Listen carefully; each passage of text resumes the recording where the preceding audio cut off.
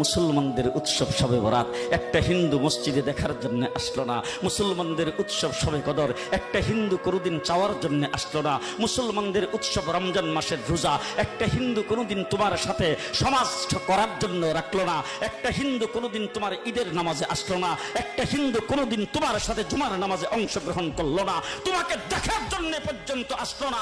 তার কারণ হলো হিন্দুরা মনে করে এটা মুসলমানের উৎসব, আর তুমি মুসলমান হইয়া হিন্দুর দুর্গা পূজায় কিভাবে গেলা?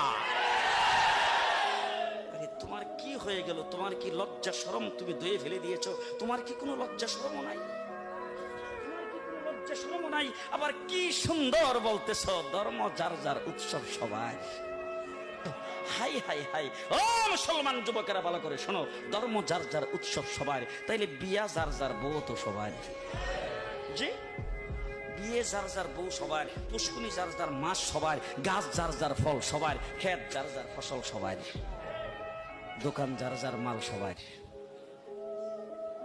এখন ঘুমাইছে কি কথা বলেন না কেন?